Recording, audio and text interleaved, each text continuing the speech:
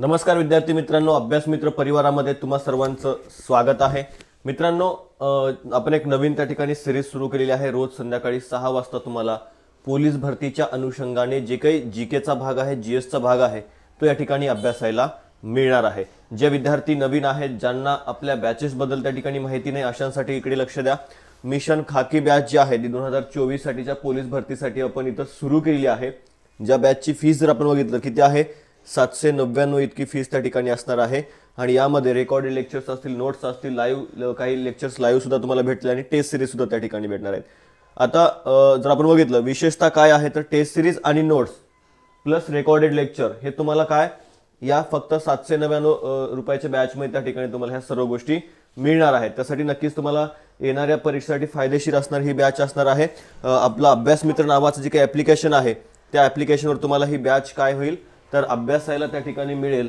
तसेच जर अजून काही इन्फॉर्मेशन एक्स्ट्रा हवी असेल तर खाली कॉन्टॅक्ट नंबर सुद्धा दिलाय, त्यावर सुद्धा तुम्ही काय करू शकता, कॉल करून विचारू शकता. ठीक आहे. तर ही जी काही महत्त्वाची बाब आहे ती आपण या ठिकाणी अभ्यासलेली होती. त्याचबरोबर जर आपण बघितलं तर रोज संध्याकाळी लक्षात ठेवायचं आहे. ठीक आहे. रोज संध्याकाळी 6 वाजता तुम्हाला काय भेटणार आहे तर ही जी काही आपली लेक्चर सिरीज आहे ती अभ्यासायला भेटणार आहे. ठीक आहे. महत्त्वाचं आहे, रोज संध्याकाळी 6 वाजता. तर जाऊयात पुढे जाऊयात. बघा, जर आपण बघितलं आजचा पहिला प्रश्न काय आहे, पावसाळ्यात आकाशात दिसणारं सुंदर सप्तरंगी इंद्रधनुष्य खालीलपैकी कोणत्या नैसर्गिक घटनाचा परिणाम आहे असं विचारलंय. ठीक आहे. महत्त्वाचा प्रश्न आपल्याला सांगता येईल. बऱ्याचदा परीक्षेमध्ये यावर प्रश्न आलेला आहे की इंद्रधनुष्य जे आहे ते नेमका कोणत्या नैसर्गिक घटकांचा परिणाम आहे. ऑप्शन मध्ये काय आहे रे, अपवर्तन आहे, अपस्करण आहे, अंतर्गत परावर्तन आहे आणि वरीलपैकी सर्व. मित्रांनो, लक्षात घ्यायचं आहे जे काही तुम्हाला आकाशामध्ये इंद्रधनुष्य दिसतं ते फक्त कोणत्याही एका परिणामामुळे दिसत नाही. 3 परिणाम जे आहेत त्या 3 परिणामामुळे त्या ठिकाणी दिसतात आणि ते 3 नैसर्गिक घटकांचा परिणाम म्हणजेच काय तर अपवर्तन, अपस्करण आणि अंतर्गत परावर्तन या तिन्हीच्या माध्यमातून आपल्याला काय दिसतं तर जे काही आकाशातलं इंद्रधनुष्य आहे ते आपल्याला त्या ठिकाणी पाहायला मिळतं. अपवर्तन, अपस्करण आणि अंतर्गत परावर्तन या तिन्ही प्रक्रिया झाल्यानंतर आपल्याला काय पाहायला मिळतं तर हे सप्तरंगी इंद्रधनुष्य आकाशामध्ये पाहायला मिळतं. म्हणून या प्रश्नाचं आन्सर काय येईल, पर्याय क्रमांक 4 या प्रश्नाचं योग्य आन्सर आहे. आता इंद्रधनुष्य जो आहे त्याबाबत त्या ठिकाणी थोडक्यामध्ये माहिती घेऊयात की नेमकं हे कशा पद्धतीने तयार होतं. तर लक्षात घ्या, हे इंद्रधनुष्य जे आहे ते अपवर्तन, अपस्करण व अंतर्गत परावर्तन या तिन्ही घटकांचा काय आहे परिणाम आहे. मग आता वातावरणातील जे काही पाण्याचा थेंब आहे, कशाचा पाण्याचा थेंब, आता तुम्हाला बऱ्याचदा त्या ठिकाणी हे जे काही इंद्रधनुष्य आहे ते कधी दिसतं तर बघा, पाऊस काही ठिकाणी म्हणजे एखाद्या भागामध्ये पाऊस सुरू आहे आणि एकीकडे ऊन आहे. मग अशा वेळेस काय आपल्याला पाहायला मिळतं तर तिथं तो प्रिझम जे काही इंद्रधनुष्य आहे तो त्या ठिकाणी पाहायला मिळतो. मग आता हे जे काही वातावरणातील पाण्याचा थेंब आहे या थेंबात प्रकाश ज्या वेळेस प्रवेश करतो तेव्हा थेंबामुळं प्रकाशाचं काय होतं, अपवर्तन होतं व अपस्करण होतं. कारण पाण्याचा थेंब लोलक म्हणून त्या ठिकाणी कार्य करतो.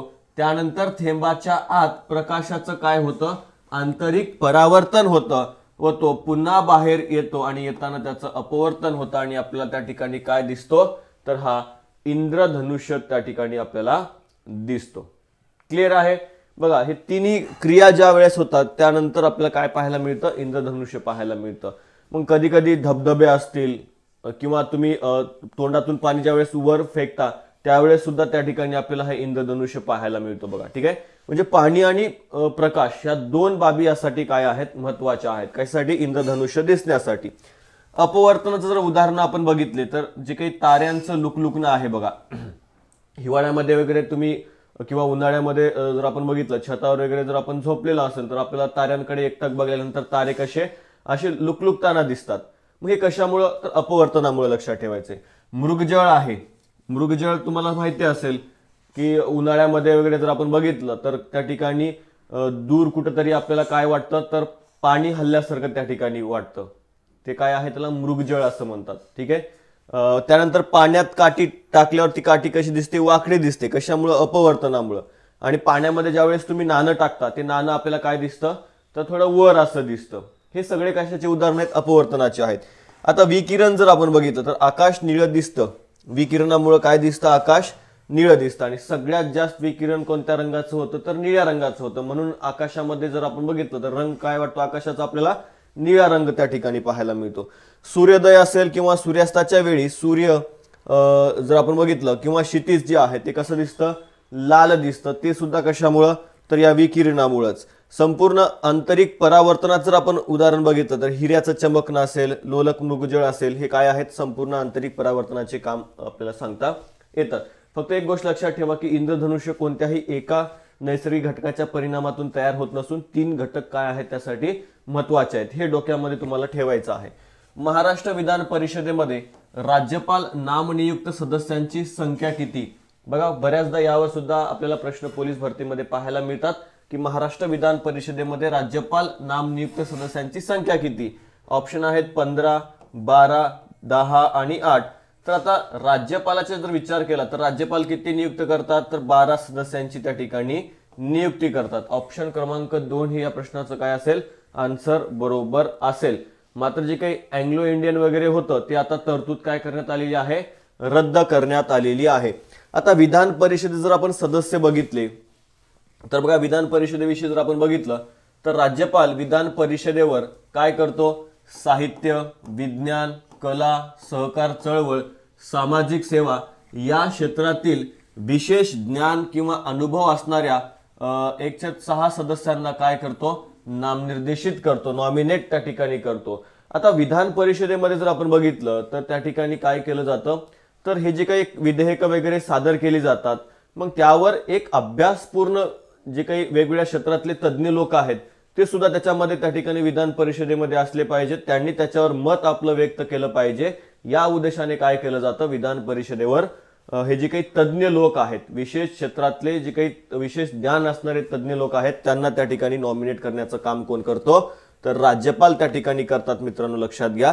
मग राज्यपाल विधानसभेवर अँग्लो इंडियन समाजातील प्रतिनिधी निवडून आला नसेल तर त्याच्या एका सदस्याला विधानसभेवर नामनिर्देशित करू शकत होते म्हणलंय. ठीक आहे. मात्र आता आहे का?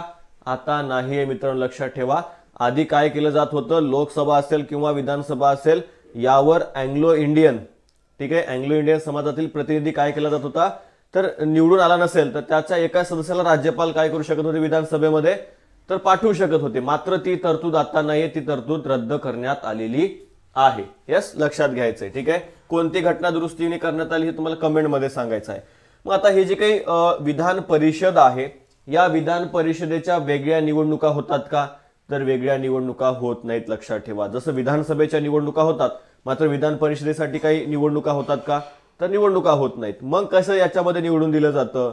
तर लक्षात घ्यायचं आहे, जे काही विधानसभेचे निवडून आलेले सदस्य आहेत त्या विधानसभेच्या जे काही सदस्य आहेत किंवा आमदार आहेत त्यांच्याकडून काही जे काही सदस्य आहेत ते विधान परिषदेमध्ये त्या ठिकाणी निवडून दिले जातात.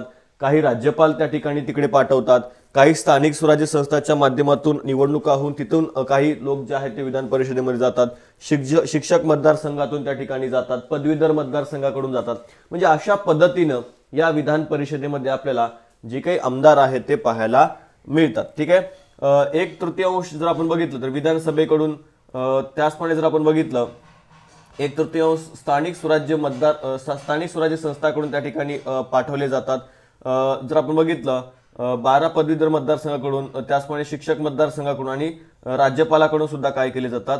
तर हे जे काही आमदार आहेत ते त्या ठिकाणी पाठवले जातात. कुठं?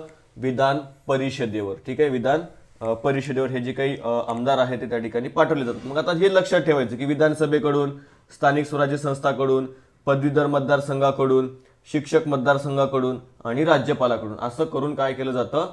तर हे जे काही विधान परिषदेमध्ये सदस्य जे आहेत ते काय केले जातात? पाठवले जातात. लक्षात ठेवा. आता विधान परिषद जर आपण बघितलं तर कलम 169 हे तुम्हाला लक्षात ठेवायचंय. कोणतं कलम? कलम 169. आता कलम 169 कशाशी संबंधित आहे? विधान परिषदेशी संबंधित आहे. मात्र काय? तर निर्माण किंवा नष्ट करणं. ठीक आहे. विधान परिषद निर्माण करणं किंवा विधान परिषद नष्ट करणं हे कोणत्या कलमात आहे? कलम 169 मध्ये आपल्याला त्या ठिकाणी पाहायला मिळतं. आता ही जी काही विधान परिषद आहे ती सर्वच राज्यांमध्ये आहे का? तर सर्वच राज्यांमध्ये आपल्याला विधान परिषद पाहायला मिळत नाही. आता जर सध्या जर आपण बघितलं तर किती राज्य आहेत? 6 राज्य आहेत. ज्या 6 राज्यांमध्ये आपल्याला काय पाहायला मिळते? विधान परिषद पाहायला मिळते. मग कोणते कोणते 6 राज्य आहेत? बघा, आंध्र प्रदेश आहे, महाराष्ट्र आहे, बिहार आहे, कर्नाटक, तेलंगणा आणि उत्तर प्रदेश या राज्यामध्ये आपल्याला काय पाहायला मिळते? तर विधान परिषद पाहायला मिळते. अत्यंत महत्त्वाचं आहे, बऱ्याचदा इकडे प्रश्न विचारलेला आहे. जम्मू काश्मीर आपल्याला पाहायला मिळत होतं, मात्र जम्मू काश्मीरला त्या ठिकाणी जर आपण बघितलं तर तिथं जे काही राज्याचं जी काही विभागणी करण्यात आलेली होती, जम्मू काश्मीरमधून लडाख त्या ठिकाणी बाहेर काढण्यात आलेलं होतं आणि केंद्रशासित प्रदेशाचा दर्जा त्या ठिकाणी देण्यात आलेला होता. त्यामुळं तिथं आता काय नाही तर विधान परिषद नाही, लक्षात ठेवा. आंध्र प्रदेश, महाराष्ट्र, बिहार, कर्नाटक, तेलंगणा आणि उत्तर प्रदेश या 6 राज्यांमध्ये आपल्याला काय पाहायला मिळते? विधान परिषद पाहायला मिळते. आता काही बाबी तुम्हाला लक्षात ठेवायच्या आहेत. दक्षिणेकडचे राज्य आपल्या ठिकाणी पाहायला मिळतात. बघा, उत्तरेचा जर विचार केला तर उत्तरेमध्ये बिहार आणि उत्तर प्रदेश या 2च राज्यामध्ये आपल्याला काय आहे तर विधान परिषद पाहायला मिळते. दक्षिणेकडची जर राज्य आपण बघितली तर महाराष्ट्र आहे, कर्नाटक आहे, त्याला लागून असलेलं तेलंगणा आहे आणि जर आपण बघितलं ही जी काही 3 स्टेट आहेत किंवा कर्नाटक, तेलंगणा, आंध्र प्रदेश आणि महाराष्ट्र या राज्यांमध्ये आपल्याला काय पाहायला मिळते? विधान परिषद पाहायला मिळते. उत्तरेकडचे 2 आणि दक्षिणेकडचे 4 राज्यांमध्ये आपल्याला ही विधान परिषद पाहायला मिळते. निर्माण आणि नष्ट कलम 169 नुसार. आता जर निर्माण करायचं असेल तर काय प्रोसेस आहे? तर बघा, जी काही राज्याची विधानसभा आहे ती विधानसभा काय करते? बहुमतानं एक ठराव पारित करते की आम्हाला विधान परिषद या ठिकाणी निर्माण करायची आहे. मग तो बहुमताने पारित झालेला ठराव संसदेकडे जातो आणि त्या ठिकाणी जर आपण बघितलं तर संसद त्याच्यावर कार्य करू शकते किंवा त्यावर काही प्रक्रिया सुद्धा ती करू शकत नाही. म्हणजे हे जे काही निर्माण करण्याचा जो काही ठराव आहे जो तिकडे पाठवण्यात आला तो बंधनकारक नाही. कोणाला? संसदेला. लक्षात ठेवायचं, संसदेला वाटलं की करायचं तर ती करू शकते किंवा तो निर्णय तसाच त्या ठिकाणी पडून राहू शकतो. आता ओडिसा जे काही राज्य आहे त्या ओडिसा राज्याने तिथल्या विधानसभेने काय केलं होतं तर हा जो काही विधान परिषदेचा ठराव जो आहे तो संमत केला होता आणि पुढे केंद्रात पाठवला होता, संसदेकडे पाठवला होता. आता संसदेने त्याच्यावर अजून काही निर्णय घेतलेला नव्हता. म्हणजेच काय तर बंधनकारक नाही, लक्षात ठेवायचंय. विधानसभेने जरी तो ठराव पारित करून पाठवला की आम्हाला करायचंय, मग ते करायचं न करायचं कोण ठरवेल? संसद त्या ठिकाणी ठरवेल. तर अशा पद्धतीने ही प्रोसेस आपल्याला लक्षात घ्यायची आहे. आता महाराष्ट्रातलं जी काही विधान परिषद आहे या विधान परिषदेवर किती आहेत? 78 त्या ठिकाणी आपल्याला त्या ठिकाणी या विधान परिषदेची सदस्य संख्या त्या ठिकाणी सांगता येते. ठीक आहे, 78 जे काही उमेदवार आहेत किंवा 78 जे काही आमदार आहेत ते आपल्याला विधान परिषदेमध्ये पाहायला मिळतात. ठीक आहे, मग आता कमीत कमी किती असू शकतात? कमीत कमी 40 असू शकतात, लक्षात ठेवायचं आहे. आणि विधानसभेच्या एकूण सदस्य संख्येच्या 1/3 सदस्य जे आहेत ते विधान परिषदेचे असतात, लक्षात ठेवा. ठीक आहे, एकतर विधानसभेच्या 1/3 किंवा कमीत कमी किती 40 सदस्य विधान परिषदेवर त्या ठिकाणी आपल्याला पाहायला मिळतात. त्याचप्रमाणे विधानसभेचा जर बाबतीत विचार केला तर जास्तीत जास्त किती? 500. ठीक आहे, विधान परिषद लक्षात घ्यायचं आहे.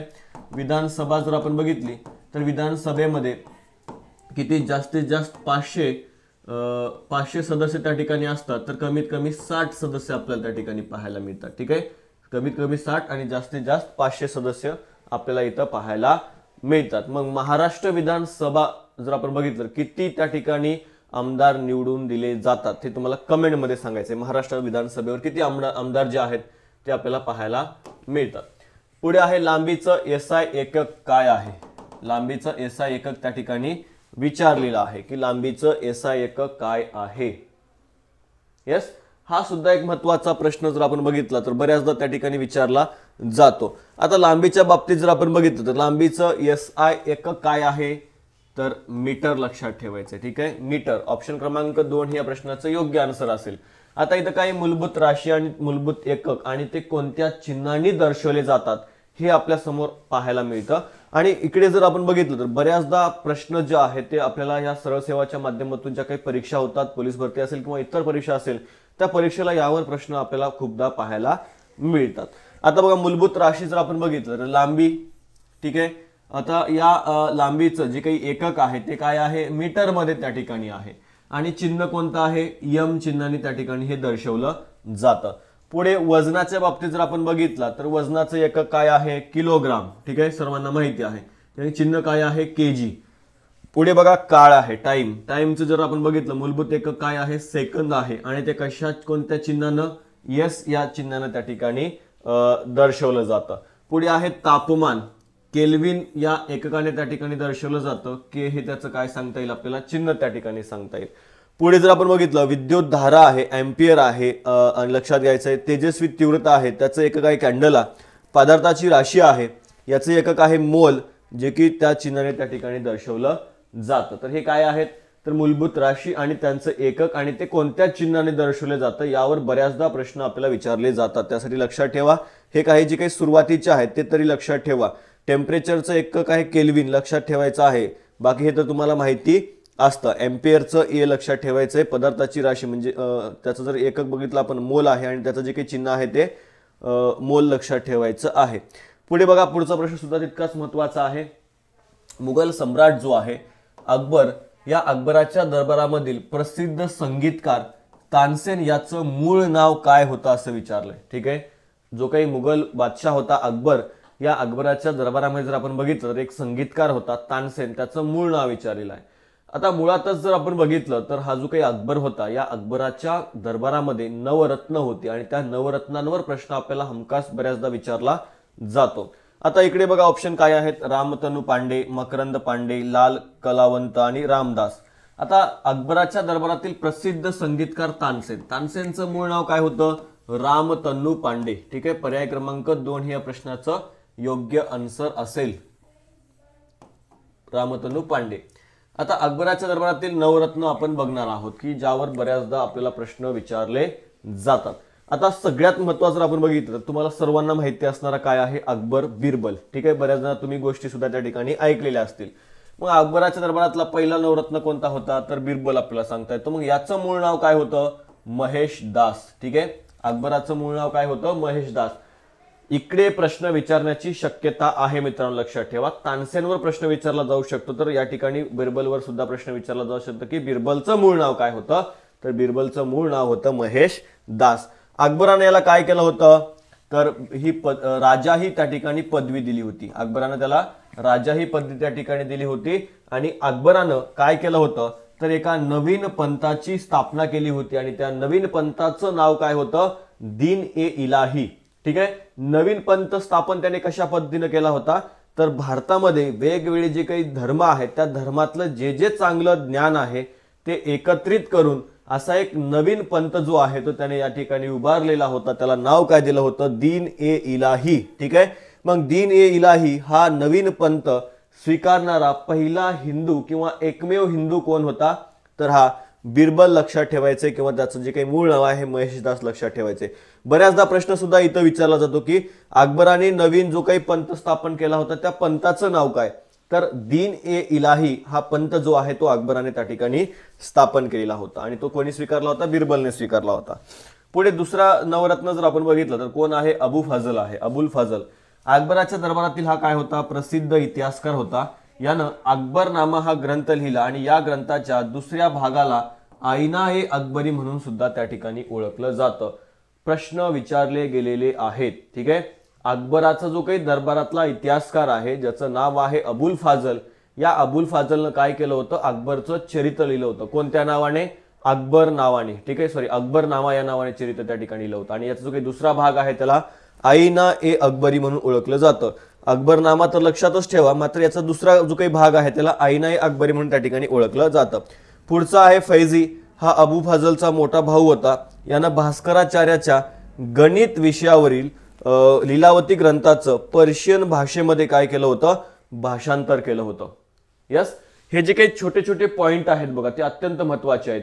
ठीक आहे, दीन ए इलाही असेल, अकबरनामा हा ग्रंथ असेल, त्याचप्रमाणे जर आपण बघितलं तर भास्कराचार्याच्या गणित विषयावरील लीलावती ग्रंथाचं पर्शियन भाषेत भाषांतर कोणी केलं, फैजीनं केलं. हे जे काही महत्वाचे पॉइंट आहेत ते तुम्हाला नोट करून घ्यायचे आहेत.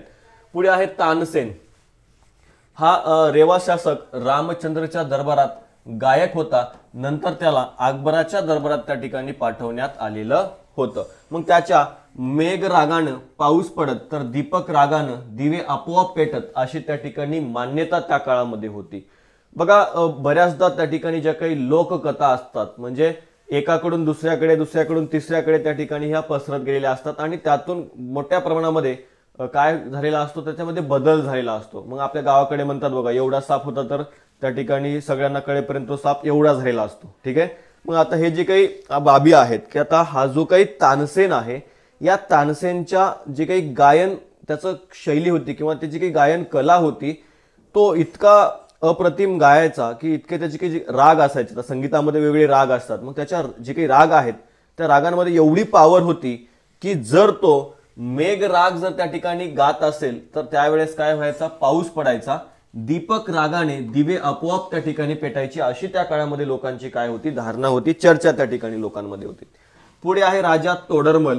तोडरमल हा अकबराचा वित्त मंत्री होता. त्यानं जमीन महसुलाची जी व्यवस्था आणली त्याला तोडरमल बंदोबस्त म्हणून त्या ठिकाणी ओळखलं जातं. आणि राजा भगवान दास हा काय होता, दत्तक पुत्र होता.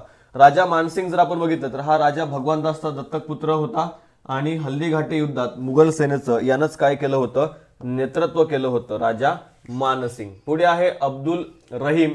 हा बैरम खानचा मुलगा होता आणि हा कवी सुद्धा आपल्याला त्या ठिकाणी सांगता येतो. फकीर अजिउद्दीन आहे, अकबराचा हा सल्लागार होता. आणि मुल्ला दो प्याजा जर आपण बघितलं तर हा अकबराचा सल्लागार होता. ठीक आहे. तर हे काय होते, अकबराच्या दरबारातले नवरत्न आपल्याला त्या ठिकाणी सांगता येतात. मग नवरत्न कोण होते, वरीलपैकी सर्व, असे प्रश्न त्या ठिकाणी विचारले जातात. किंवा 3 त्या ठिकाणी नवरत्न दिले जातात आणि त्यापैकी वेगळा ओळखा असं सुद्धा त्या ठिकाणी सांगितलं जातं. त्यामुळे लक्षात ठेवायचं आहे. आता बघा पुढचा सुद्धा प्रश्न अत्यंत महत्वाचा आहे. भारतामधील खालीलपैकी कोणत्या राज्याने सर्वात कमी भूक्षेत्र त्या ठिकाणी व्यापलेलं आहे. म्हणजे क्षेत्रफळाच्या दृष्टीने सर्वात लहान असलेलं जे काही राज्य आहे किंवा सर्वात कमी क्षेत्रफळ असलेलं राज्य जे आहे ते इथं आपल्याला विचारलंय. ऑप्शन मध्ये आहे मिझोरम, सिक्कीम, मेघालय आणि गोवा. आता योग्य जर ऑप्शन आपण बघितलं तर कोणता आहे, गोवा आहे मित्रांनो, लक्षात घ्यायचं. ठीक आहे. गोव्याचं क्षेत्रफळ जर आपण बघितलं भारतातलं सर्वाधिक छोटं राज्य आहे. केंद्रशासित प्रदेश विचारले का, नाही, राज्य विचारलेलं आहे. मग काय, गोवा. पर्याय क्रमांक 4 या प्रश्नाचं योग्य आन्सर असणार आहे. मग आता क्षेत्रफळाच्या दृष्टीने सर्वात मोठी असलेली राज्य कोणती आहेत, परीक्षेमध्ये प्रश्न विचारले जातात, वाचतो पण लक्षात राहत नाही बऱ्याच विद्यार्थ्यांच्या. लक्षात घ्या. आता राजस्थान हे राज्य तुम्हाला लक्षात ठेवायचं आहे. राजस्थानमध्ये जर आपण बघितलं तर राजस्थानचं जे काही क्षेत्रफळ आहे ते सगळ्यात जास्त आपल्याला त्या ठिकाणी पाहायला मिळतं.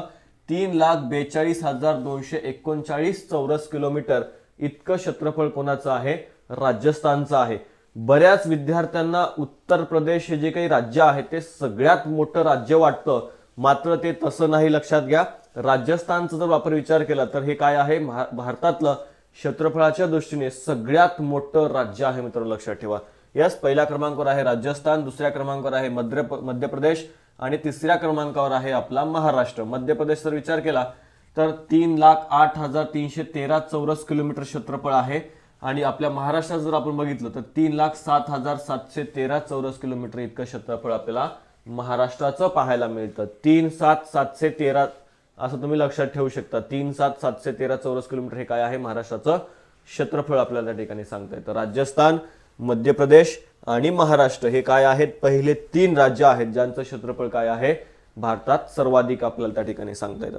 भारताच्या एकूण क्षेत्रफळापैकी 9.36% क्षेत्रफळ एकट्या महाराष्ट्राने त्या ठिकाणी व्यापलेलं आहे. ठीक आहे. 9.36% जे काही क्षेत्रफळ आहे ते एकट्या महाराष्ट्रानं व्यापलेलं आहे. भारताच्या एकूण क्षेत्रफळाच्या बाबतीत जर विचार केला तर इतकं क्षेत्रफळ जे आहे ते एकट्या आपल्या महाराष्ट्रानं व्यापलेलं आहे. मग आता सर्वात कमी क्षेत्रफळ जर आपण बघितलं तर सर्वात कमी क्षेत्रफळाने असलेली जी काही भारतातली राज्य आहेत त्यामध्ये पहिल्या क्रमांकावर काय आहे, गोवा आहे. लक्षात ठेवा. ठीक आहे. म्हणजे 3,702 चौरस किलोमीटर इतकं काय आहे, गोव्याचं क्षेत्रफळ आपल्याला त्या ठिकाणी सांगता येतं. त्यानंतर दुसरा क्रमांक लागतो सिक्कीमचा. सिक्कीमचं क्षेत्रफळ किती आहे, 7,096 चौरस किलोमीटर आहे. त्यामुळे लक्षात ठेवा गोव्यानंतर सिक्कीम. बऱ्याच जणांना मिझोरम, मणिपूर असं त्या ठिकाणी वाटतं, मात्र लक्षात घ्या गोवा पहिल्या क्रमांकावर आणि सिक्कीम दुसऱ्या क्रमांकावर. त्यानंतर महाराष्ट्र जरी क्षेत्रफळात तिसरा असला तरी मात्र लोकसंख्येच्या बाबतीत महाराष्ट्राचा देशात कितवा क्रमांक लागतो, दुसरा क्रमांक लागतो. कशानुसार, 2011च्या जनगणनेनुसार. बघा महाराष्ट्रात जर आपण क्षेत्रफळाच्या दृष्टीने विचार केला तर तिसरा क्रमांक आहे, मात्र लोकसंख्येच्या दृष्टीने विचार केला तर महाराष्ट्र दुसऱ्या क्रमांकावर हे लक्षात घ्यायचं आहे. ठीक आहे, दुसऱ्या क्रमांकावर त्या ठिकाणी पाहायला मिळतो आणि पहिल्या क्रमांकावर उत्तर प्रदेश आपल्याला पाहायला मिळतो. भारताच्या 9.29% जी काही लोकसंख्या आहे ती आपल्या महाराष्ट्रामध्ये राहते, लक्षात ठेवायचं. ठीक आहे, जवळपास जर आपण बघितलं तर 9.5% तुम्ही पकडा, मात्र कधी पॉईंट मध्ये त्या ठिकाणी विचारलं जातं की 9.29% लोकसंख्या जी आहे ती काय आपल्या महाराष्ट्रात राहते. कोणाच्या? भारताच्या एकूण लोकसंख्येच्या इतकी लोकसंख्या काय आहे आपल्या महाराष्ट्रामध्ये त्या ठिकाणी राहते, लक्षात ठेवा. ठीक आहे, तर या बाबी यातल्या महत्वाच्या आपण अभ्यासलेल्या आहेत. पुढे जाऊयात. पुढचा प्रश्न काय होता? तर पुढचा प्रश्न आहे, सध्या 2019 मध्ये भारतात किती उच्च न्यायालये आहेत? बघा, आपण हे जे काही प्रश्न अभ्यासतोय ते प्रश्न महत्वाचे आहेत. प्रश्न तर महत्वाचेच आहेत, मात्र त्याच्या अनुषंगाने त्याच्या भोवतालची जी काही माहिती आहे त्यामुळे तुमचे भरपूर सारे प्रश्न जे आहेत ते आपण कव्हर करतोय. एकाच प्रश्नाच्या माध्यमातून तुमचे 10 ते 12 प्रश्न त्या ठिकाणी आपण इथं कव्हर करण्याचा प्रयत्न करतोय. ठीक आहे, त्यामुळे एकदम महत्वपूर्ण हे लेक्चर तुमच्यासाठी असणार आहे. शेवटपर्यंत लेक्चर बघायचे आहेत. सध्या 2019 मध्ये भारतात किती उच्च न्यायालय आहेत असा प्रश्न या ठिकाणी तुमच्या समोर आलेला आहे. मग आता या बाबतीत जर आपण बघितलं तर किती 25 उच्च न्यायालय आहेत. किती? 25. पर्याय क्रमांक 2 या प्रश्नाचं योग्य आन्सर आपल्याला त्या ठिकाणी सांगता येतं. मग आता 25वे जे काही उच्च न्यायालय आहे ते कुठं? तर आंध्र प्रदेश राज्यासाठी स्वतंत्र काय करण्यात आलेलं होतं? उच्च न्यायालय जे आहे ते स्थापन करण्यात आलं होतं आणि ते कितवं ठरलेलं आहे? 25वे उच्च न्यायालय ठरलेलं आहे. कामकाज सुरू कधीपासून झालं? तर 1 जानेवारी 2019 पासून. कोण्या ठिकाणी? तर आंध्र प्रदेशची जी काही राजधानी आहे अमरावती या ठिकाणी काय करण्यात आलं होतं? हे उच्च न्यायालय जे आहे ते 25वे उच्च न्यायालय त्या ठिकाणी स्थापन करण्यात आलं होतं.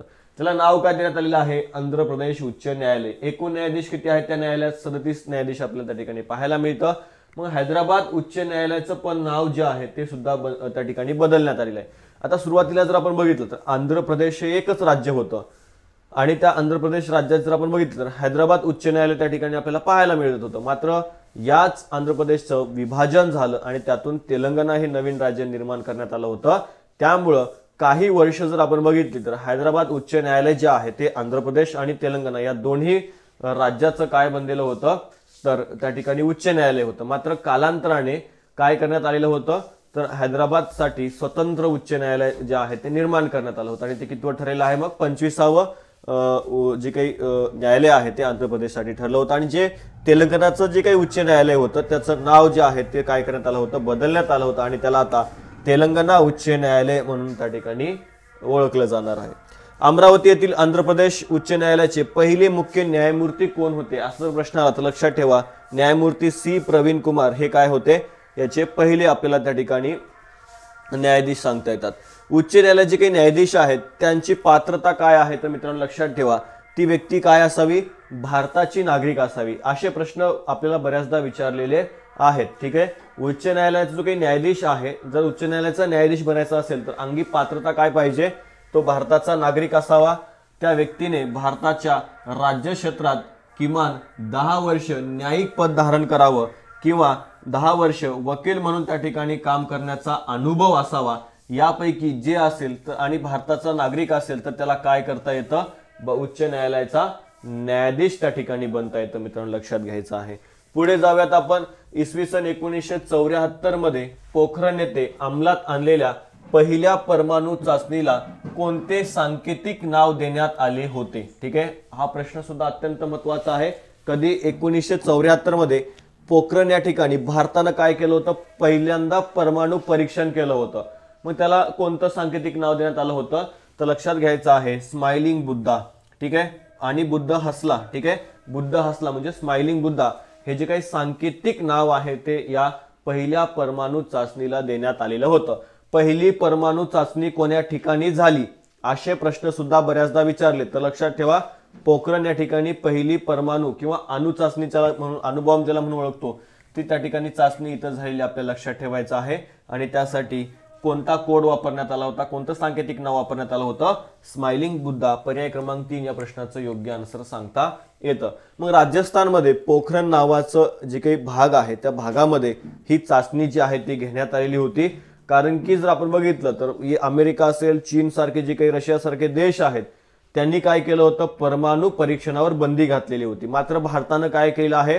तर ह्या कोणत्याही जागतिक ज्या काही संस्था आहेत त्यांच्या लक्षात न येऊ देता अगदी गुप्त पद्धतीनं काय केलं होतं, ही चाचणी जी आहे ती घडवून आणलेली होती. त्यामुळं एक सांकेतिक जे काही नाव आहे याचं ठेवण्यात आलं होतं ते म्हणजेच काय, स्माइलिंग बुद्धा, म्हणजेच काय, बुद्ध हसला, हे जे काही नाव आहे सांकेतिक ते या ठिकाणी ठेवण्यात आलेलं होतं.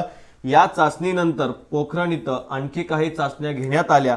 बघा, एक तारीख लक्षात ठेवा, 11 मे 1998 रोजी पोखरण या ठिकाणी दुसऱ्यांदा चाचणी करण्यात आली होती. शक्ती या अणुबॉम्बची यशस्वी चाचणी जी आहे ती या ठिकाणी करण्यात आली होती. शक्ती नावाचा काही अणुबॉम्ब आहे त्याची चाचणी 1998 साली इथं यशस्वी झालेली होती.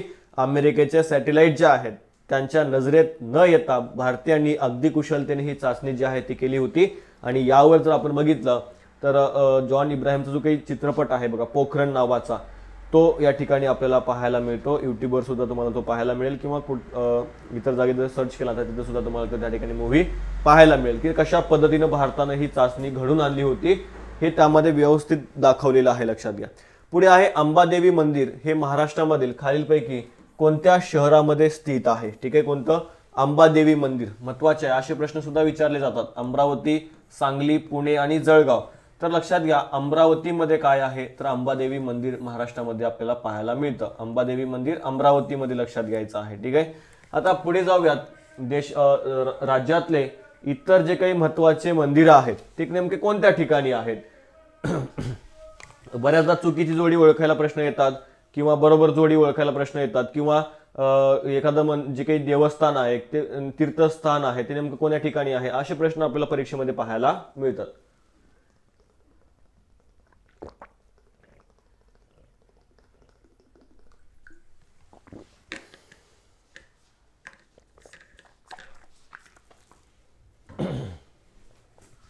तर बघा, शिर्डी जर आपण बघितलं तर साईबाबा मंदिर जे आहे ते नगरमध्ये आपल्याला पाहायला मिळतं. मडी कानिपनाथ महाराजांची समाधी आहे. पुणतांबे जर आपण बघितलं तर चांगदेव महाराजांची समाधी आहे. शनी शिंगणापूर नगरमध्ये शनी देवस्थान आहे. सिद्धटेक सिद्धिविनायक आहे. अमरावतीला संत गाडगे महाराजांची समाधी आपल्याला पाहायला मिळते. तेर या ठिकाणी संत गोरोबा कुंभारांची समाधी आहे. तुळजापूरमध्ये तुळजाभवानी मंदिर आहे. पैठणला दक्षिण काशी म्हणून त्या ठिकाणी ओळखलं जातं. कोल्हापूरला अंबाबाईचं मंदिर आहे. नरसोबाची वाडी जर आपण बघितलं तर दत्तस्थान म्हणून ते प्रसिद्ध आहे. ज्योतिबा मंदिर त्या ठिकाणी आपल्याला पाहायला मिळतं. ठीक आहे. जेजुरीचं ज्योतिबा वेगळं आणि हे ज्योतिबा वेगळं. हे ज्योतिबा जर आपण बघितलं तर कोल्हापूरमधलं हे ज्योतिबा देवस्थान आहे, लक्षात ठेवा. आणि पुण्यामधलं जेजुरी हे वेगळं स्थान आहे. अंबरनाथ जर आपण बघितलं तर प्राचीन शिव मंदिर आहे. माहूरला रेणुका मंदिर आहे. दत्त मंदिर त्या ठिकाणी पाहायला मिळतं आपल्याला. नांदेडमध्ये गुरु गोविंद सिंग यांची समाधी आहे. त्र्यंबकेश्वरला त्र्यंबकेश्वर मंदिर आहे, तिथं गोदावरीचा उगम सुद्धा आहे.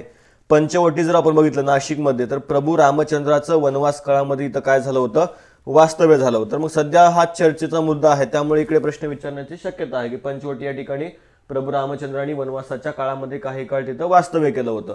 नाशिकमध्ये मुक्तिधाम आहे, राम मंदिर आहे. गंगाखेडमध्ये संत जनाबाईंची समाधी तिथं आपल्याला पाहायला मिळते. मोरगावमध्ये मोरेश्वराचं मंदिर आहे. ओझरला विघ्नेश्वर आहे. थेऊरला चिंतामणी त्या ठिकाणी आपल्याला पाहायला मिळतं. यस, पुढे जाऊयात. पुढचा जर प्रश्न आपण बघितलं तर महाराष्ट्रामधील कोणतं ठिकाण 30 सप्टेंबर 1993 रोजी भूकंपामुळे झालेल्या प्रचंड विध्वंसामुळे मुख्यत्वाने ग्रस्त झालेलं होतं? ठीक आहे, म्हणजेच काय झालेलं आहे बघा. तर 1993 साली खालीलपैकी एका ठिकाणी काय झाला होता, भूकंप झाला होता, ज्यामध्ये मोठ्या प्रमाणामध्ये काय झाली होती, जीवितहानी झाली होती. कुठं? महाराष्ट्रामध्ये. कधी? 1993 साली. ठीक आहे. आता भूकंप जर आपण बघितला 1993 साली कुठं झाला होता, लातूरमध्ये झाला होता. पर्याय क्रमांक 2 हे या प्रश्नाचं योग्य आन्सर आहे. 30 सप्टेंबर 1993च्या रात्री जर आपण बघितलं सर्व लोक झोपेमध्ये असताना हा भूकंप त्या ठिकाणी झाला होता. त्यामुळं प्रचंड जीवितहानी झाली होती. पशूंची सुद्धा जर आपण बघितलं तर जे काही गुरे जनावर आहेत यांचा सुद्धा बऱ्याचदा मृत्यू त्या ठिकाणी या भूकंपामुळे झालेला होता. मोठ्या प्रमाणामध्ये विध्वंस त्या ठिकाणी झालेला आपल्याला सांगता येतो. बघा, 1993 सालच्या 30 सप्टेंबरला भारतीय प्रमाण वेळेनुसार म्हणजेच पहाटे 3:56 आता सर्वजण शेतात काम करून आलेले लोक जे आहेत ते गाढ झोपेमध्ये असताना पहाटेच काय झालं होतं, तर त्या ठिकाणी पहाटेच्या सुमाराला हा भूकंप झाला होता. लातूर आणि उस्मानाबाद जिल्ह्यात हा भूकंप झाला. त्याला लातूरचा भूकंप त्या ठिकाणी म्हटलं जातं. भूकंपाचं जे काही केंद्र आहे ते सोलापूरच्या ईशान्य 70 किलोमीटर अंतरावर त्या ठिकाणी पाहायला मिळतं. किती तीव्रता होती तर जवळपास सहा रिश्टर स्केलचा हा जो काही भूकंप आहे तो आपल्याला त्या ठिकाणी पाहायला मिळतो आणि यामध्ये अंदाजे 7,928 माणसांचा मृत्यू झाला होता आणि जवळपास 15,854 जनावरांचा मृत्यू या ठिकाणी या लातूरच्या भूकंपामध्ये झालेला होता. ठीक आहे. आणि त्याचबरोबर आपण बघितलं 16,000 लोक जे आहेत ते काय झाले होते, जखमी झाले होते आणि 52 गावातील 30,000 पूर्णपणे जमीनदोस्त घरं जी आहेत ती झालेली होती. 13 जिल्ह्यात 2,31,000 घरांना तडे गेले होते. उस्मानाबाद जिल्ह्यातील उमरगा आणि लातूर जिल्ह्यातील औसा या तालुक्यांना या भूकंपाचा सर्वात जास्त जो आहे फटका त्या ठिकाणी बसलेला आपल्याला सांगता येतो. महाराष्ट्रामधल्या लातूर या ठिकाणी जर आपण बघितलं तर हा भूकंप जो आहे तो झालेला होता. ठीक आहे. 1993चा लातूरचा हा भूकंप आपल्याला लक्षात घ्यायचा आहे. पुढचा प्रश्न सुद्धा अगदी महत्त्वाचा आहे की महाराष्ट्रामधील कोणत्या समाज सुधारकाला लोकहितवादी म्हणून संबोधलं जातं. ठीक आहे. लोकहितवादी म्हणून कोणाला त्या ठिकाणी ओळखलं जातं तर आहेत गोपाळ हरी देशमुख. हे नाव लक्षात ठेवायचंय. महाराष्ट्रामधील कोणते समाजसुधारक आहेत तर गोपाळ हरी देशमुख आहेत. त्यांना लोकहितवादी या नावाने त्या ठिकाणी ओळखलं जातं. का लोकहितवादी नावाने ओळखलं जातं कारण की लोकहितवादी या टोपण नावाने त्यांनी वृत्तपत्रामध्ये लिखाण केलं होतं म्हणून त्यांना लोकहितवादी म्हणून आपण ओळखतो. लक्षात ठेवा. कोण आहेत? गोपाळ हरी देशमुख. इथं बाळ गंगाधर टिळक सुद्धा दिला आहे. यांना काय म्हणून ओळखलं जातं? लोकमान्य म्हणून त्या ठिकाणी ओळखलं जातं. बाळ गंगाधर टिळकांना काय लोकमान्य टिळक म्हणून सुद्धा आपण त्या ठिकाणी ओळखतो. लोकमान्य टिळकांच्या बाबतीत जर आपण बघितलं तर त्यांनी काय केलं होतं, केसरी आणि मराठा ही 2 वृत्तपत्र त्या ठिकाणी सुरू केलेली होती. इतकंच नाही तर लोकमान्य टिळकांच्या बाबतीत जर आपण बघितलं तर होमरूल चळवळ सुद्धा यांनी सुरू केली होती. काय? होमरूल चळवळ सुरू केली होती. त्याचप्रमाणे गणेश उत्सव आहे, छत्रपती शिवाजी महाराजांची जयंती आहे, हे उत्सव साजरे करायला सुद्धा लोकमान्य टिळकांनी इथं सुरुवात केली होती. द ओरायन नावाचा त्यांचा एक ग्रंथ आहे. The Arctic home in the Vedas नावाचा त्यांचा ग्रंथ आहे आणि गीता रहस्य नावाचा सुद्धा ग्रंथ कोणाचा आहे? लोकमान्य टिळकांचा आपल्याला त्या ठिकाणी पाहायला मिळतो. दादाबाई नौरोजी यांच्या बाबतीत जर आपण बघितलं तर दादाबाई नौरोजीने काय केलं होतं तर ब्रिटिश कशा पद्धतीनं भारताची लूट करताय याचा जो काही आर्थिक सिद्धांत आहे, लुटीचा सिद्धांत जो आहे तो त्यांनी त्या ठिकाणी मांडलेला होता. इतकंच नाही तर ब्रिटिश ईस्ट इंडिया असोसिएशन जी आहे ती लंडनमध्ये त्यांनी त्या ठिकाणी स्थापन केली होती. लंडन ईस्ट इंडिया असोसिएशन जी आहे ती त्यांनी तिथे स्थापन केली होती. त्याचप्रमाणे दादाबाई नौरोजींच्या बाबतीत जर आपण बघितलं तर 1906चं जे काही राष्ट्रीय काँग्रेसचं अधिवेशन होतं त्या 1906च्या राष्ट्रीय काँग्रेसचे ते अध्यक्ष होते आणि अध्यक्ष भाषणामध्ये त्यांनी काँग्रेसच्या व्यासपीठावरून पहिल्यांदा काय केलेलं होतं तर स्वराज्य हा शब्द त्या ठिकाणी वापरलेला होता. लक्षात घ्यायचंय. ठीक आहे. इकडे जर आपण बघितलं न्यायमूर्ती रानडे आपल्याला त्या ठिकाणी पाहायला मिळतात. रानडेंचं कार्य जर आपण बघितलं तर सार्वजनिक सभेशी ते संबंधित होते. त्या यांच्याच प्रयत्नामुळे सामाजिक परिषदेची काही अधिवेशनं आहेत ती काँग्रेसच्या अधिवेशनाबरोबर भरायला सुरुवात झाली होती. त्यामुळं मगो रानडे जे आहेत ते सुद्धा आपल्याला महत्वाचे आपल्याला सांगता येतात. यांना आपण न्यायमूर्ती रानडे म्हणून त्या ठिकाणी ओळखतो कारण की ते न्यायाधीश होते. लक्षात ठेवा. ठीक आहे. प्रश्नाचा आन्सर काय असेल? पर्याय क्रमांक 1 या प्रश्नाचा आन्सर बरोबर असेल. आता गोपाळ हरी देशमुख उर्फ त्यांना काय म्हटलं जातं? लोकहितवादी म्हटलं जातं. मग यांच्याविषयी अजून डिटेलमध्ये बारीक सारीक गोष्टी ज्या आहेत त्या आपण बघूयात. मग गोपाळ हरी देशमुख उर्फ लोकहितवादी म्हणून त्यांना ओळखतो. मात्र ब्रिटिशांनी यांना काय केलं होतं? राव बहादूर हा किताब जो आहे तो ब्रिटिशांनी दिला होता. लक्षात ठेवा. इकडे सुद्धा प्रश्न एखाद्या वेळेस विचारला जाऊ शकतो की कोणता ब्रिटिशांनी किताब दिला होता तर राव बहादूर हे नाव लक्षात ठेवायचंय. यांचा जन्म बघा 18 फेब्रुवारी 1823 साली झाला होता आणि मृत्यू 9 ऑक्टोबर 1892 ला झाला होता. इसवी सनाच्या 19व्या शतकात होऊन गेले. मराठी पत्रकार, समाजसुधारक आणि इतिहास लेखक म्हणून त्यांना ओळखलं जातं. प्रभाकर नावाचं जे काही साप्ताहिक आहे त्या साप्ताहिकातून त्यांनी लोकहितवादी या टोपण नावाने समाज सुधारणेविषयी काय केले होते? लेख लिहिले होते. त्यांना काय म्हणून ओळखतो आपण? शतपत्रे म्हणून ओळखतो. बघा लोकहितवादींची काय प्रसिद्ध आहेत? शतपत्रे प्रसिद्ध आहेत. किती होती संख्या? 108 संख्या होती. लक्षात ठेवा. पुढे जर आपण बघितलं वर्तमानपत्रातून लिहिलेल्या एका शतपत्रांच्या इत्यर्थ जो काही मतळ्याच्या पत्रात त्यांनी सुधारक विचारांच्या त्यांच्या लेखनाचा हेतू स्पष्ट केला होता. भाऊ महाजन उर्फ गोविंद विठ्ठल कुंटे हे प्रभाकर साप्ताहिकाचे काय होते? संपादक होते. आता भाऊ महाजन यांचं पूर्ण नाव काय असा सुद्धा प्रश्न तुम्हाला त्या ठिकाणी एखाद्या वेळेस विचारला जाऊ शकतो. भाऊ महाजन म्हणजेच काय? गोविंद विठ्ठल कुंटे यांनी सुद्धा काय केलं होतं? प्रभाकर मधून लिखाण जे आहे ते केलेलं आपल्याला सांगता येतं. ठीक आहे. आता महाराष्ट्रात खालीलपैकी आता इकडे प्रश्न अजून एकदा कसा आलेला होता बघा तर गोपाळ गोपाळ हरी देशमुख किंवा लोकहितवादी यांनी जी काही शतपत्रे आहेत ती कोणत्या वृत्तपत्रातून प्रकाशित केली होती? तर ती आहे प्रभाकर नावाचं वृत्तपत्र, लक्षात ठेवा. ठीक आहे. पुढे महाराष्ट्राच्या खालीलपैकी कोणते जिल्हे शेजारील तेलंगणा राज्यासोबत सीमा सामायिक करतात?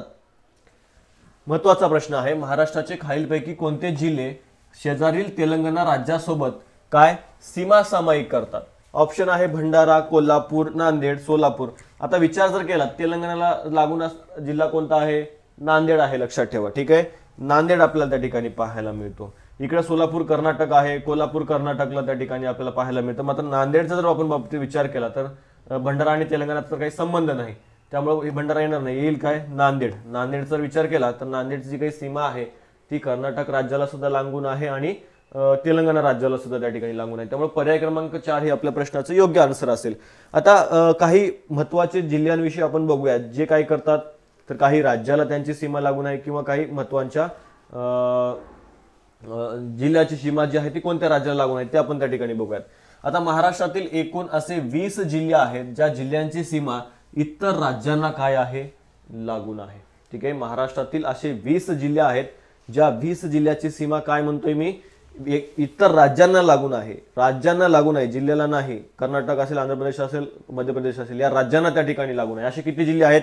20 जिल्हे आहेत. कधी असाही प्रश्न तुम्हाला विचारला जाऊ शकतो की महाराष्ट्रातले असे किती जिल्हे आहेत की ज्यांची सीमा इतर राज्यांना लागून आहे? तर अशी 20 जिल्हे तुम्हाला लक्षात ठेवायचे. मग महाराष्ट्रात 16 जिल्ह्यांची सीमा जी आहे ती इतर कोणत्याही राज्यांना लागून नाही, लक्षात ठेवा. राज्य आणि राज्यांना लागून असणाऱ्या जिल्ह्यांची संख्या आपण त्या ठिकाणी बघूयात. आता मध्य प्रदेश हे जे काही राज्य आहे या मध्य प्रदेश राज्याला 8 जिल्ह्यांची सीमा त्या ठिकाणी लागून आहे. कर्नाटक या राज्याला 7 जिल्ह्यांची सीमा लागून आहे. गुजरात राज्याचा जर विचार केला तर गुजरातला 4 जिल्ह्यांची सीमा लागून आहे. तेलंगणाला सुद्धा 4, छत्तीसगडला 2 आणि गोव्याला 1 राज्याची सीमा त्या ठिकाणी लागून आहे. मग परीक्षेमध्ये असा सुद्धा प्रश्न विचारला जाऊ शकतो तुम्हाला की सर्वाधिक जिल्ह्याची सीमा लागून असलेलं राज्य कोणतं किंवा खालीलपैकी कोणत्या राज्याला महाराष्ट्रातल्या सर्वाधिक जिल्ह्याची सीमा लागून आहे? तर ते राज्य कोणतं आहे? मध्य प्रदेश, लक्षात ठेवा. एकट्या मध्य प्रदेश राज्याला 8 जिल्ह्याची सीमा लागून आहे महाराष्ट्रातल्या. त्यानंतर कर्नाटकचा नंबर आहे, त्यानंतर गुजरात, त्यानंतर तेलंगणा आणि सगळ्यात कमी जर आपण बघितलं तर गोव्याला फक्त 1. कोणता जिल्हा आहे? तो सिंधुदुर्ग जिल्हा आहे, लक्षात ठेवा. आता राजकीय सीमा जर आपण बघितल्या म्हणजे आता गुजरातला 4 जिल्ह्याच्या सीमा लागून आहेत. मग कोणते 4 जिल्हे आहेत? तिथे सुद्धा प्रश्न एखाद्या वेळेस विचारला जाऊ शकतो. तर बघा गुजरातचा जर विचार केला तर गुजरातला पालघरची सीमा आहे, नाशिक आहे, धुळे आहे, नंदुरबार या 4 जिल्ह्याची सीमा ही काय करते? गुजरातला त्या ठिकाणी या सीमा जी आहे ती लागून आहे. म्हणजे गुजरातला पालघर, नाशिक आणि धुळे, नंदुरबार या जिल्ह्याची सीमा लागून आहे. आता मध्य प्रदेशचा जर विचार केला तर नंदुरबार, धुळे, जळगाव, बुलढाणा, अमरावती, नागपूर, भंडारा, गोंदिया या एकूण 8 जिल्ह्यांची सीमा लागून आहे. मित्रांनो लक्षात ठेवा किती? एकूण 8 जिल्ह्यांची. गुजरातला 4 जिल्ह्यांची. ठीक आहे. त्यानंतर जर आपण पुढे गेलं छत्तीसगडला गोंदिया आणि गडचिरोली या 2 जिल्ह्याची सीमा छत्तीसगडला लागून आहे. पुढे तेलंगणाचा जर विचार केला तर गडचिरोली आहे, चंद्रपूर आहे, यवतमाळ आहे, नांदेड आहे या 4 जिल्ह्यांची सीमा तेलंगणाला लागून आहे.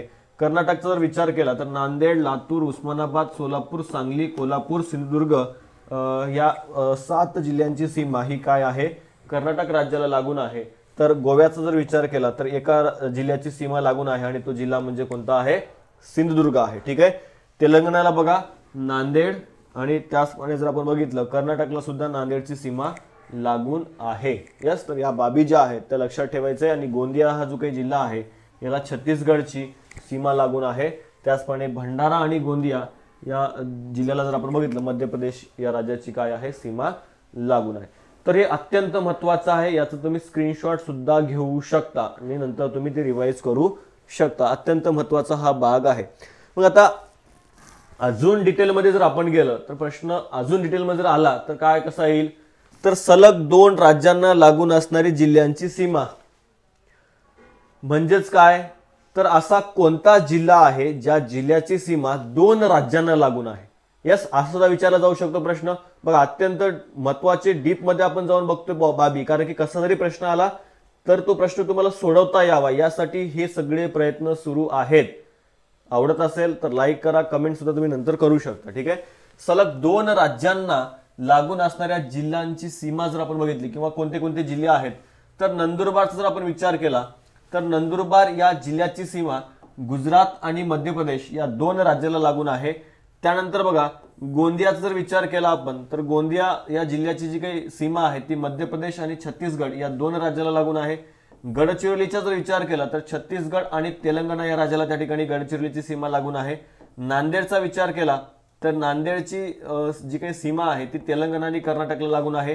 त्यानंतर सिंधुदुर्ग जर जिल्हा आपण बघितला तर सिंधुदुर्गची सीमा गोव्याला आणि कर्नाटकला लागून आहे. पालघरचा जर विचार केला तर दादर नगर हवेली व गुजरात या 2 त्या ठिकाणी राज्यांना आपल्याला पाहायला मिळते. ठीक आहे, काय म्हटलंय, पालघर जिल्ह्याची सीमा दादर नगर हवेली या केंद्रशासित प्रदेशाला आणि गुजरातला त्या ठिकाणी काय आहे तर लागून आहे. तर हे जे काही महत्त्वाच्या बाबी होत्या त्या आपण या ठिकाणी काय केलेल्या आहेत, डिस्कस केलेल्या आहेत. ठीक आहे, महत्त्वाचे जे काही पॉइंट होते ते सुद्धा आपण काय केलेले आहेत त्या ठिकाणी अभ्यासले आहेत. कारण इकडे प्रश्न येण्याची शक्यता आहे मित्रांनो, त्यामुळे आपण ह्या बाबी ज्या आहेत त्या अत्यंत डिटेलमध्ये जाऊन त्या ठिकाणी बारकाईने बघतोय, जेणेकरून कसा जरी प्रश्न आला तर तो काय व्हावा, तुम्हाला सोडवता यावा, हा या मागचा काय आहे आपला उद्देश आहे. ठीक आहे, तर थांबूयात, भेटूयात अशाच एका नवीन लेक्चरमध्ये.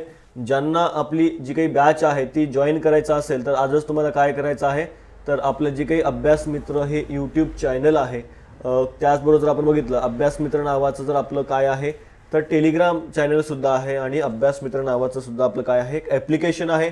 त्या ॲप्लिकेशनवर तुम्हाला काय पाहायला मिळेल तर ही पोलीस भरतीसाठीची बॅच पाहायला मिळेल. सध्या डिस्काउंट ऑफर सुरू आहे. फक्त 799 रुपयाला तुम्हाला ही बॅच मिळणार आहे, ज्यामध्ये रेकॉर्डेड लेक्चर्स असतील, काही लाईव्ह लेक्चर्स असतील, नोट्स सुद्धा असणार आहेत, प्लस यामध्ये तुमच्या प्रॅक्टिस टेस्ट सुद्धा होणार आहेत. ठीक आहे, या सर्व बाबी तुम्हाला फक्त एका बॅचमध्ये मिळणार आहेत. त्यासाठी मिशन खाकी बॅच 2024 तुम्ही जॉईन करू शकता. तुमच्या मित्रांना सुद्धा ती सजेस्ट त्या ठिकाणी करू शकता. त्यासाठी डाउनलोड करायचं आहे अभ्यास मित्र ॲप्लिकेशन. गुगल प्ले स्टोरवर तुम्हाला हे ॲप्लिकेशन मिळेल. खाली कॉन्टॅक्ट नंबर दिला, त्या नंबरवर सुद्धा तुम्ही कॉल करू शकता आणि अधिक इन्फॉर्मेशन त्या ठिकाणी घेऊ शकता. ठीक आहे, थांबूयात, भेटूयात नेक्स्ट लेक्चरमध्ये. Thank you so much.